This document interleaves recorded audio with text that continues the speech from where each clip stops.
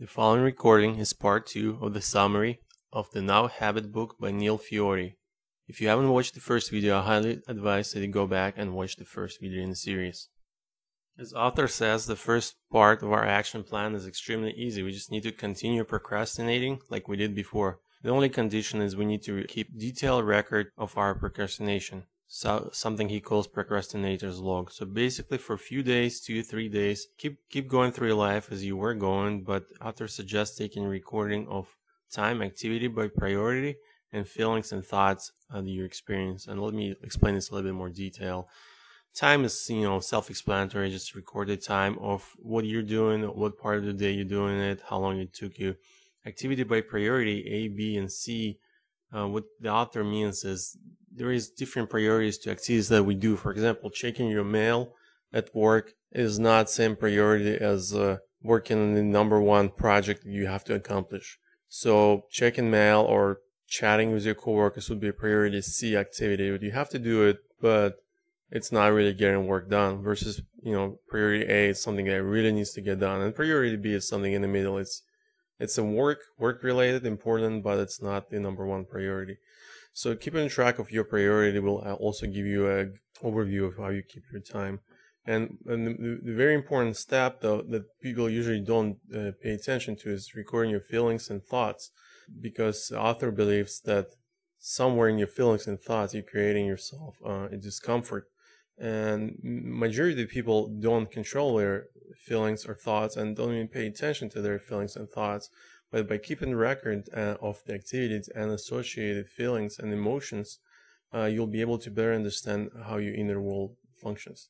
So this provides an inventory of your time as well as awareness of your inner dialogue. So after you have this couple of days of records, you can go back and review and analyze and make an informed decision of where you procrastinate, why you procrastinate, how you procrastinate. Without that record, it's impossible, because if you think like 2 days ago, you cannot remember what you thought, you barely can remember what you did. But if you have this record, it's right there in front of you, and you have all this data you can actually work with. To help us better understand how we procrastinate, author provides a simple example. Imagine you standing in front of the board that's about 2 feet off the ground, and you need to walk across that board. The board is about 10 inches wide and about 5-6 feet long, and all you have to do is walk across that board. Of course, it's not going to be a problem for you. Now imagine the same board, but it was raised above the ground. It's 10 stories high, and it's, the board is laying between two buildings that were, pretty close to each other. What happens to your thoughts and feelings if you had to walk across that board? Just think about it for a second. All of a sudden, that simple task doesn't seem that simple anymore. And you start to feel like, wow, I do not want to walk across this board. There's no way I'm going to do this. I'm perfectly fine on this side of the building. I'm going to stay there. Now imagine that the building that you're standing on, the side of the building, catches on fire.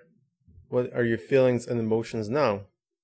Majority of the people having the actual real danger and knowing that the board is fairly safe comparing to the fire will go ahead and walk on the other side of the building. This example of high board on top of the building is very similar to how we procrastinate. First, we are letting ourselves connect our worth, our self-worth, to the task ahead of us by our inner dialogue. We expect ourselves to be perfect, and if we're not going to be perfect, then we feel that it's going to prove that we are worthless as human beings. Of course, that kind of approach causes us to feel anxious about the task, and we are doing anything we can to not walk across that board, to not get this task done, because for us it's not just a simple task anymore. It's tasks which is it endangers our sense of well-being, endangers our sense of inner peace, and we are procrastinating. We're escaping through procrastination by trying to avoid this walking across that board as long as possible.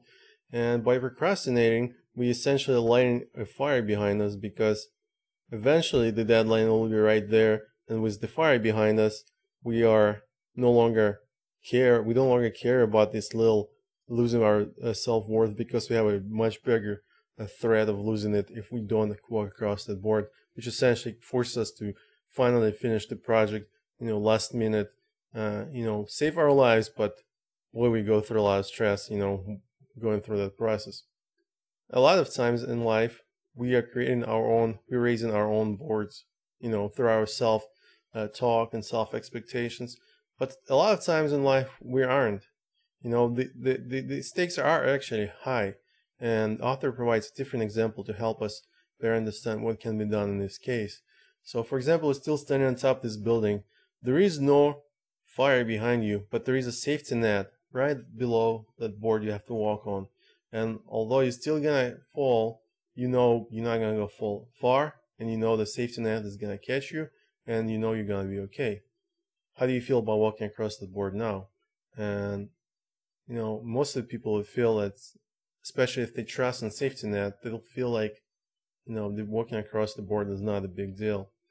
And that is the safety net that can help us to overcome procrastination. And that safety net is our inner sense of self-worth. When we stop connecting our sense of self-worth to the result or the outcomes or our actions, when we tell ourselves, whatever happens, I will find a way to carry on. I will be fine. This task is just a small step on my journey. It doesn't matter what happens, I'm going to be okay. I will find a way out. I'll be okay. I'll be safe. I'll be happy. Everything is okay. And by talking to yourself like that, you create the safety net. You no longer feel like this task will determine your ultimate outcome, your future. You just feel like it's just another step. You can relax, do your best. What happens, happens. And another very interesting example that author brings is that if you look at biographies of any successful person, you will find that they had numerous failures before they finally achieved their success. And the point is that it's not that the successful people don't fail. Successful people fail a lot, but they don't consider that failure. They just consider it the next step, a learning experience. And I'm sure you heard about it before. Now I would like to provide a quote from the book. I'll just read it out loud. There's nothing else that I can add to it, and there is no way I can summarize it or express it better than the author did. No book can teach you self-worth. It can only show you how to act as if you have self-worth. You'll start by replacing your procrastination patterns with the positive habits of the procedure. As you become more effective in controlling your work habits and guaranteeing your leisure time, you'll be building self-esteem, but will not be true self-worth until you can talk to yourself in positive language that heals the self-alienation you've learned over the years.